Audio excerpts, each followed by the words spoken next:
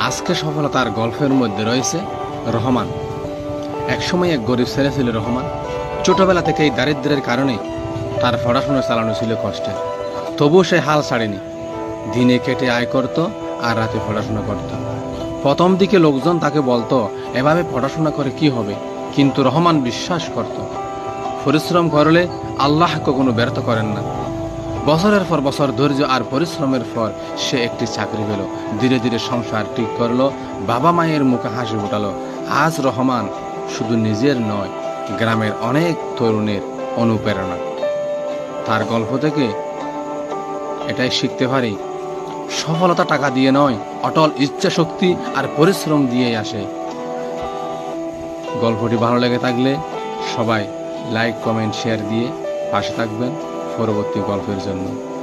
আজকে পর্যন্ত সবাই ভালো থাকবেন। আল্লাহ হাফেজ।